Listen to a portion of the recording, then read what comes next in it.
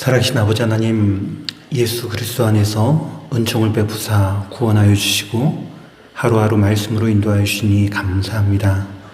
이 새벽에 말씀 살피며 주님의 성품을 닮아가게 하여 주시옵소서. 예수님의 이름으로 기도드립니다. 아멘. 다 함께 찬송가 283장 찬양 드리시겠습니다.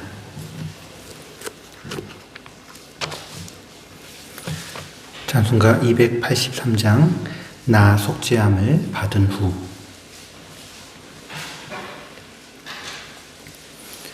찬송가 283장 함께 찬양 드리겠습니다.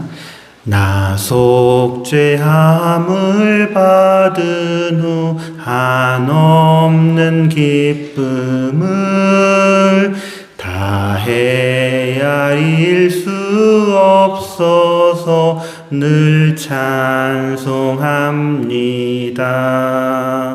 나 속죄받은 후, 나 속죄받은 후 주를 찬미하겠네. 나 속죄받은 후 주의 이름 찬미하겠네. 나 속죄함을 받은 후 내 맘이 새로워 주 뜻을 준행하면서 죄 길을 버리네.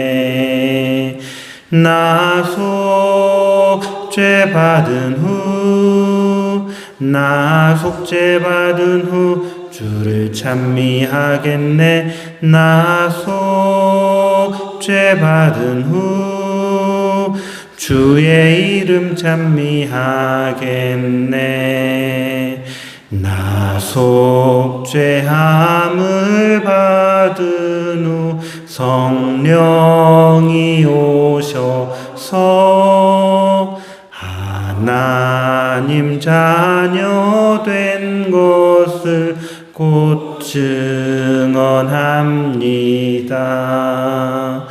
나 속죄받은 후, 나 속죄받은 후 주를 찬미하겠네. 나 속죄받은 후 주의 이름 찬미하겠네. 나 속죄함을 받은 후 보혈의 공로로 내 주의 은혜 입으니 늘 평안합니다. 나 속죄받은 후, 나 속죄받은 후 주를 찬미하겠네. 나 속죄받은 후 주의 이름 찬미하겠네. 아멘. 오늘 보실 하나님 말씀은 신약성경 로마서 3장 21절부터 31절까지입니다.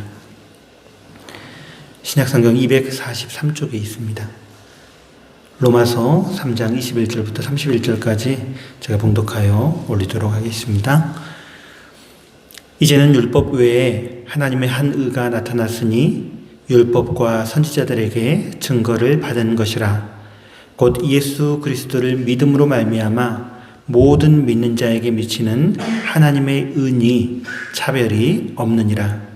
모든 사람이 죄를 범하였음에 하나님의 영광에 이르지 못하더니 그리스도 예수 안에 있는 속량으로 말미암아 하나님의 은혜로 값없이 의롭다 하심을 얻은 자 되었느니라.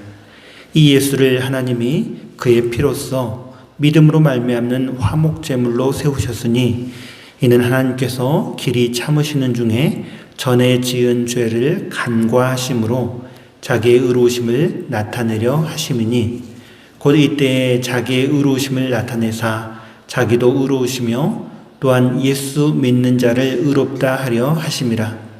그런즉 자랑할 데가 어디냐? 있을 수가 없느니라. 무슨 법으로냐? 행위로냐? 아니라 오직 믿음의 법으로니라.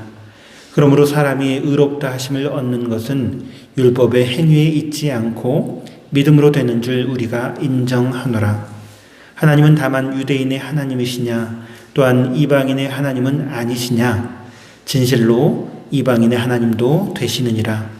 할례자도 믿음으로 말미암아 또한 무할례자도 믿음으로 말미암아 의롭다 하실 하나님은 한 분이시니라. 그런즉 우리가 믿음으로 말미암아 율법을 파기하느냐? 그럴 수 없느니라. 도리어 율법을 굳게 세우느니라. 아멘. 사도 바울은 로마서 1장 17절까지 서론에 이어서 오늘 본문의 바로 앞까지 이방인과 유대인 그리고 우리까지도 다 죄 아래 있다라고 그것을 이야기했습니다. 온 세상은 하나님의 심판 아래 있고요. 율법의 행위로도 의롭다함을 얻을 수 없습니다. 이제 범죄함으로 다 끝난 것 같은 상황, 하나님의 심판만이 남아있는 상황에서 오늘 본문은 이제는 이라는 단어로 시작하고 있습니다. 여기 이 표현은 부정의 의미를 가진 접속사를 사용해서 아주 강한 반전을 나타내는 표현입니다. 즉 바로 앞에 절망적인 상황이 반전되어지는 것을 보여주고 있습니다. 21절 말씀에 이렇게 기록하는데요. 이제는 율법 외에 하나님의 한 의가 나타났으니 율법과 선지자들에게 증거를 받은 것이라. 아멘.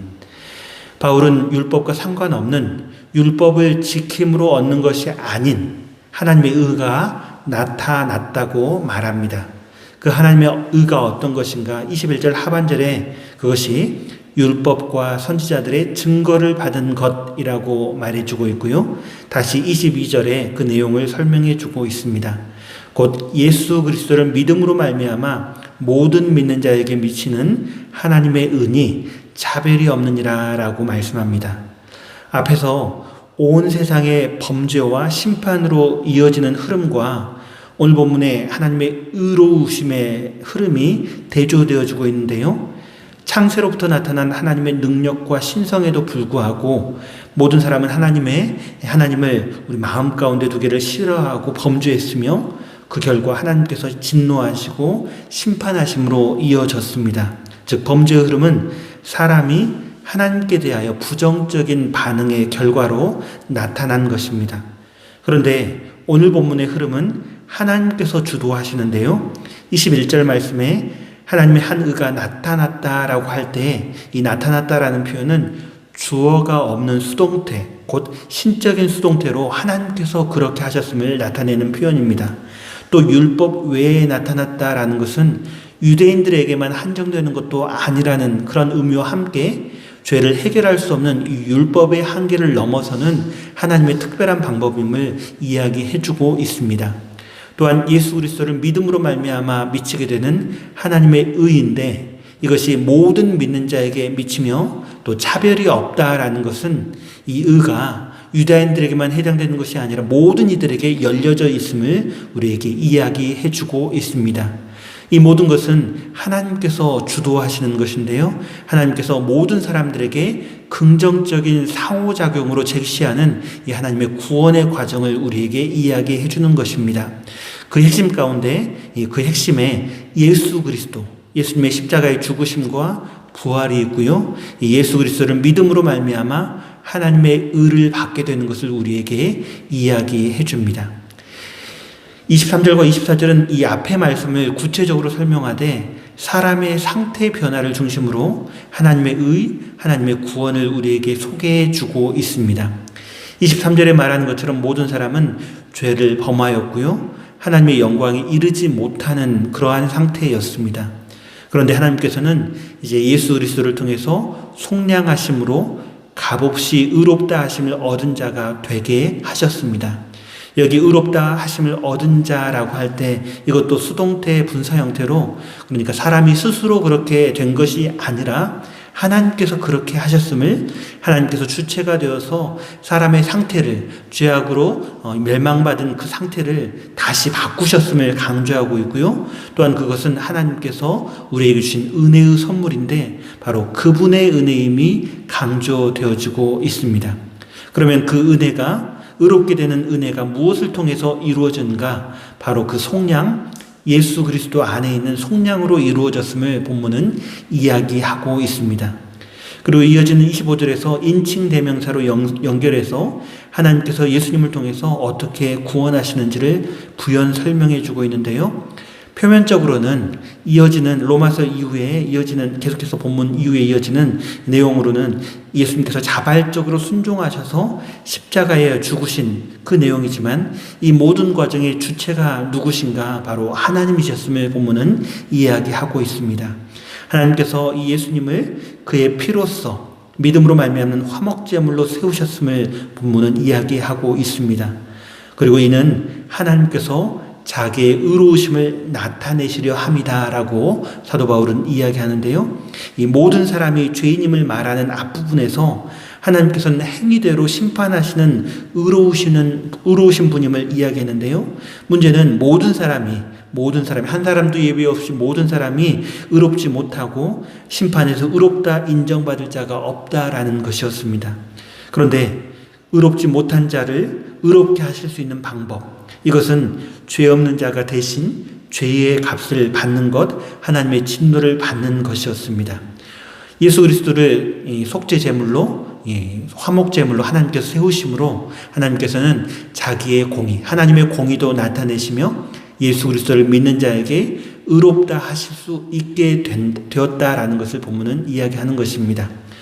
21절부터 26절까지 하나님께서 구원하시는 과정을 우리에게 설명해 주었는데요. 이어지는 27절부터 31절까지는 이 세 번의 질문과 그에 대한 답을 말해 줌으로써 우리가 갖고 있는 믿음이 무엇인가, 그 믿음에 대해서 부연 설명해 주고 있습니다. 첫 번째 질문은 구원의 과정에서 우리가 자랑할 때가 있는가를 묻고 있고요. 또 이에 대해서 있을 수가 없다라고 단호하게 이야기합니다. 율법의 행위로 의롭다 하심을 얻는 것이 아니고 오직 믿음으로 됨을 우리가 인정하기 때문이죠. 둘째 질문은 하나님은 다만 유대인의 하나님이신가라는 것을 묻고 있고요. 바울은 진실로 이방인의 하나님도 되신다라고 답하고 있습니다. 그러니까 유대인도 헬라인도 오직 믿음으로 의롭다 하시는 하나님은 한 분 하나님이시다라고 우리에게 이야기해 줍니다. 마지막으로 믿음은 율법을 파괴하는가, 이것을 질문하고 있고요. 이에 대해서 그렇지 않고 도리어 굳게 세운다라고 답을 해주고 있습니다. 율법을 지킴으로 우리가 구원받은 것은 아니지만 하나님께 순종하는 것은 구원받은 자의 마땅한 삶임을 우리가 생각해 볼 수가 있습니다. 오늘 본문이 우리에게 이야기해 주는 것처럼 우리의 구원은 우리의 어떤 힘과 우리의 어떤 노력이 아니라 하나님의 은혜로 값없이 주신 하나님의 선물입니다. 그러므로 아무것도 자랑할 데가 없고요. 오직 그 은혜에 감사하며 은혜 받은 자답게 살아가는 것이 마땅한 그리스도인의 삶이죠. 오늘 하루도 우리가 살아갈 때 죄사함의 은총을 베풀어 주신 이 주님의 은혜를 기억하고 감사하며 의로우신 주님의 성품을 닮아가며 주님께 순종하는 삶을 살아가시는 우리 풍암전원교 모든 성도님 되시기를 간절히 축원합니다. 기도하겠습니다. 살아계신 아버지 하나님, 예수 그리스도 안에 있는 속량으로 값없이 의롭다 하심의 은혜를 우리에게 주시고 그 은혜를 누리며 살아가게 하시니 감사합니다. 오늘도 그 은혜에 감사하며 은혜 받은 자답게 살아갈 수 있도록 붙잡아 주시옵소서. 우리 주 예수 그리스도의 이름으로 기도합니다. 아멘. 하늘에 계신 우리 아버지여, 이름이 거룩히 여김을 받으시오며 나라의 임하옵시며 뜻이 하늘에서 이룬 것 같이 땅에서도 이루어지이다.